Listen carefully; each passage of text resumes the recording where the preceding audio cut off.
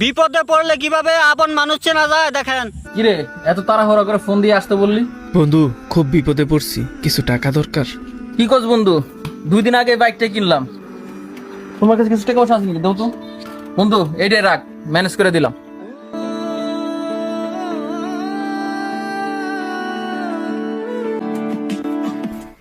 চাচা খুব বড় বিপদে পড়ছি, আপনার বৌমা অসুস্থ, আমার 50,000 টাকা লাগবে। কি কও বাতি যে কালকে আমার মেয়েটার বিয়ে, অনেক বড় করে একটা আয়োজন করতেছি, এই সময় তোমার আমি কোন থেকে দেবো কৌতো? দাঁড়াও তাও দেখতেছি, তুমি এইটা একটা রাখো।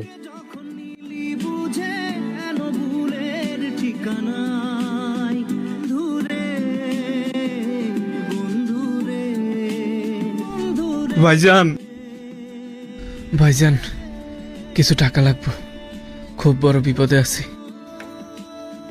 সবই তো শুনছি, তারপর মেডিকেলে তুই তো ভালো করে জানোস আমার কি অবস্থা। আমার শালাটা বিদেশ যাইতেছে, ওইখানে কিছু টাকা দিতে হইব। আমার কাছে যা আছে তুই লয়ে যা, গুনা মানা লাগবে না।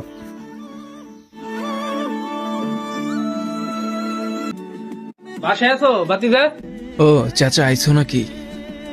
শুনলাম তুমি নাকি তোমার বাড়িটা বিক্রি করবা, তাহলে আমার কাছে বিক্রি করো, 2 টাকা আমি বেশি দিব নি। মাদার ভাই বাড়ি আছিস নাকি রে? ও ভাইজান আহো। কি অদ্ভুত তাই না? যখন আমার টাকার দরকার ছিল তখন তোমাদের ঘরে বিভিন্ন অভাব ছিল, আর যখনই আমি জমি বিক্রি করার কথা বলছি আর তখনই তোমাদের ঘরে টাকার অভাব নাই।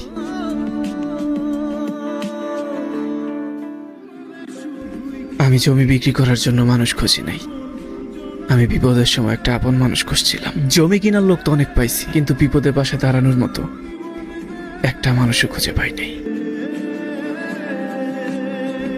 আসলে মানুষের আসল পরিচয় সুখে জানা যায় না, বিপদই বলে দেয়